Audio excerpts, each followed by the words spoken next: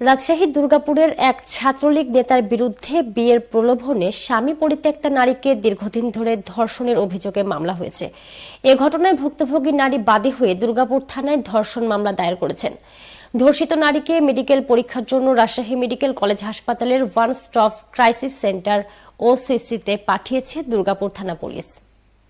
মামলা সূত্রে জানা যায়, দুর্গাপুর উপজেলার ধরমপুর মধ্যপাড়া গ্রামের ইসমাইল হোসেনের ছেলে রাজশাহী কলেজের অনার্স তৃতীয় বর্ষের শিক্ষার্থী কলেজ ছাত্রলীগ নেতা রাকিবুল ইসলাম রকির সাথে গত 6 মাস পূর্ব থেকে দুর্গাপুর পৌর এলাকার সিঙ্গা পূর্বপাড়া গ্রামের স্বামী পরিত্যক্তা নারীর সাথে প্রেমের সম্পর্ক গড়ে ওঠে।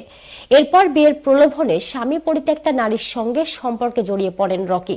একইভাবে গত 18 নভেম্বর সোমবার ভুক্তভোগী নারী ফিরোজা বেগমকে বিয়ে করতে চেয়ে ধরমপুর গ্রামে বন্ধু জীবনের বাসায় নিয়ে যায় রকি।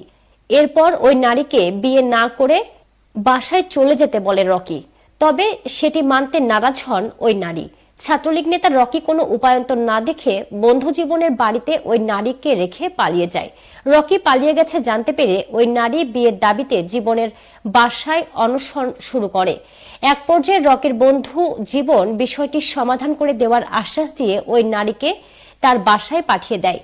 তবে এ বিষয়ে কোনো সমাধান না হওয়ায় গত 19 নভেম্বর মঙ্গলবার রাতে ছাত্রলীগ নেতা রকির বিরুদ্ধে দুর্গাপুর থানায় বিয়ের প্রলোভনে ধর্ষণের অভিযোগে মামলা দায়ের করেন ভুক্তভোগী নারী ফিরোজা বেগম। এ বিষয়ে দুর্গাপুর থানার অফিসার ইনচার্জ দুরুল হোতা বলেন, দুর্গাপুর পৌরসভার সদর সিঙ্গা গ্রামের স্বামী পরিত্যক্তা এক নারীকে বিয়ের প্রলোভনে ধর্ষণের অভিযোগে মামলা দায়ের হয়েছে। ধর্ষিত নারীকে মেডিকেল পরীক্ষার জন্য রাজশাহী মেডিকেল কলেজ হাসপাতালের ওয়ান স্টপ ক্রাইসিস সেন্টারে পাঠানো হয়েছে।